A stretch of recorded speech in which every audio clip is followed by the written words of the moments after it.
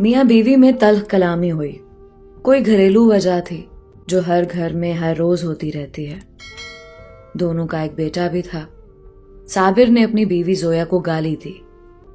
तुमसे जब से शादी हुई है मेरी जिंदगी जहन्नम हो गई है। जोया भी चिल्ला कर बोली, तुमने मुझे इतना दर्द दिया है, मैं अब दुआ करती हूं मुझे मौत आ जाए। अब तुम्हारे साथ एक सांस भी नहीं ले सकती मैं। झगड़ा किसी बड़ी बात पे नहीं था। 4 साल का बेटा माँ बाप को झगड़ते देख रहा था। बेटा बहुत परेशान था। कभी माँ का हाथ पकड़ता तो कभी बाप का। बाप से जब बर्दाश्त ना हुआ तो उठाया डंडा और जोया को मारना शुरू कर दिया। जोया चीखने चिल्लाने लगी। चीखों की आवाज सुनकर अहले मोहल्ला आ गए। उन्होंने आकर जोया को छुड़वाया। जोया के सर से खून बह रहा था। बेटा डरा सहमा दरवाजे के पीछे छुपा हुआ था। साबिर ने चिल्ला कर कहा, मैं तुमको तलाक देता हूं। 3 बार तलाक बोला और जोया बेटे को लिए मैके आ गई। बेटा था कि उसके दिल में एक अजीब सा डर घर कर चुका था। वो सबसे डरने लगा था। 4 साल का बेटा अम्मी की गोद में लेटा हुआ था। अम्मी का दुपट्टा मुंह पे ओढ़े सो जाता। मां से एक पल के लिए भी जुदा ना होता। इधर बाप ने कोर्ट में केस कर दिया, बेटा मैं अपने पास रखूंगा। कोर्ट से आया खत मौसूल हुआ। जोया के भाई ने खत पढ़ा, सब बताया। साबिर ने बेटे को अपने पास रखने के लिए केस दायर किया है। अगले हफ्ते सुनवाई है। बेटा मां के पल्लू से लगा हुआ। अम्मी बाबा क्या कहते हैं? बेटा अब 6 साल का हो चुका था। मां ने बताया, कुछ नहीं बेटा। माँ बाप को जुदा हुए 2 साल गुजर गए थे, लेकिन बेटा आज भी जब वो झगड़ा याद करता तो वो बुखार में मुब्तला हो जाता। पहली सुनवाई हुई। साबिर का वकील काफी बड़ा वकील था। केस साबिर के हक में जा रहा था। जोया महसूस कर रही थी, मैं बेटे को हार जाऊंगी। जोया घर आए।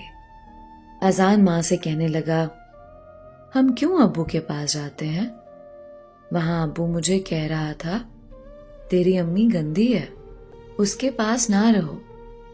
बेटे ने मां का मुंह चूमा, हल्का सा मुस्कुराया। मेरी अम्मी सोनी है, गंदी नहीं है, पापा गंदा है। मां की आंख से आंसू बहने लगे। बेटा जो अभी 6 साल का था अपने नन्हे हाथों से मां के आंसू साफ करने लगा। मामा क्यों रो रही हो? मैं आपको छोड़कर नहीं जाऊंगा। बेटा मां की गोद में लेट गया। इतने में जोया का भाई आया। जोया की तरफ देखकर बोला, हम केस हार जाएंगे। अजान को उसके बाप के हवाले करना पड़ेगा। उसका वकील बहुत बड़ा वकील है। जोया खामोश हो गई। बेटे का मुंह चूमने लगी। कभी पांव चूमती, कभी हाथ, कभी सर। अजान सोया हुआ था। जोया ने जोर से सीने से लगाया और रात भर रोती रही। अजान ने दुकान से आइसक्रीम ली और फ्रिज में रखी। नानी से कहने लगा, नानो मैं आकर खाऊंगा। मां ने अजान के चेहरे को हाथों में भरा और आहिस्ता से बोली, अजान बेटा, मामा साथ ना भी हुई तो खाना टाइम पर खाया करना, जिद ना किया करना और दुकान की गंदी चीजें ना खाया करना। रोज दांत को ब्रश किया करना। मामा तुमको रोज देखा करेंगी यहां से। बेटा नहीं समझ पा रहा था मामा ऐसी बातें क्यों कर रही है। मां ने हाथ पांव चूमे। आज फाइनल सुनवाई थी अदालत में। जोया बेटे को गोद में लिए बैठी हुई थी। दिल जोर जोर से धड़क रहा था।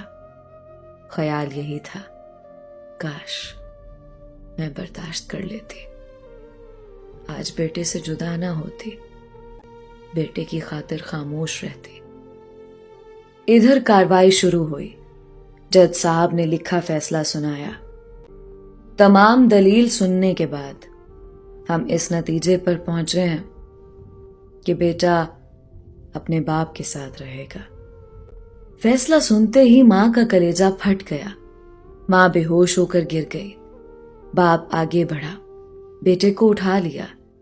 बेटा बाप के पास नहीं जाना चाहता था। बेटा चीख चीख कर रोने लगा, मुझे मामा पास जाना है, मुझे मामा पास जाना है, छोड़ो मुझे। जोया को होश आया। नंगे पांव दौड़ते हुए साबिर के पास गई। उसके सामने घुटने टेक कर भीख मांगने लगी, सिर्फ एक बार मुझे मेरे बेटे को सीने से लगाने दो। लेकिन वकील ने पुलिस वाले से कहा, इस औरत को हटाओ यहां से। मां बिलक बिलक कर रोने लगी। बेटा तड़प रहा था। वकील मुस्कुराकर साबिर से कहने लगा, मुबारक हो जनाब, आप केस जीत गए। साबिर ने तय करदा रकम वकील को दी और चल दिया। बेटा मां की जुदाई में रोता चीखता उसे बाप का घर जेल लगने लगा था। मां की शादी किसी और से हो गई। बाप ने भी दूसरी शादी कर ली। वक्त गुजरने लगा। मां अपनी जिंदगी में मसरूफ हो गई। बाप अपनी नई बीवी के साथ। अजान जिंदा लाश बनकर जीने लगा। अजान का ना कोई कसूर था, ना कोई जुर्म था, ना कोई गुनाह। बेगुनाह सजा पाई थी अजान ने। ना स्कूल पढ़ सका, ना जिंदगी में कोई मकाम हासिल कर सका। बिलाखिर बाप ने एक होटल पे बर्तन धोने पे लगा दिया। मैं आपसे पूछती हूं, क्या कसूर होता है ऐसी औलाद का? आप में इतनी बर्दाश्त नहीं होती कि एक दूसरे की गलतियों को माफ कर दिया जाए। सब्र खत्म हो चुका है। कुत्तों की मानद लड़ते हो, एक दूसरे पे इल्जाम लगाते हो। मैं दोनों मियां बीवी की बात कर रही हूं। तुम दोनों की नफरत तुम्हारी औलाद को खा जाती है। पहली शादी में एक दूसरे की छोटी छोटी बातों को बर्दाश्त नहीं करते हो और दूसरी शादी में बड़ी से बड़ी बात पे कॉम्प्रोमाइज कर लेते हो। ना जाने आज भी कितने बच्चे माँ बाप की जहर आलूद नफरत पे कुर्बान हो रहे होंगे, जो बेगुनाह बर्बाद कर दिए जाएंगे। मेरी तमाम वालिदैन से एक दरख्वास्त है, एक दूसरे को बर्दाश्त करना सीखें, एक दूसरे को समझने की कोशिश करें। शादी के बाद मियाँ बीवी की सोच का मिलना जरूरी नहीं है, क्योंकि आप लोग दो अलग अलग इंसान हैं। अलग सोच है, अलग ख्वाहिशात हैं। निकाह का मकसद ही दो अलग इंसानों को यकजान करना है। तलाक ही हर मसले का हल नहीं है। आखिरकार दूसरी शादी नाकाम क्यों नहीं होती?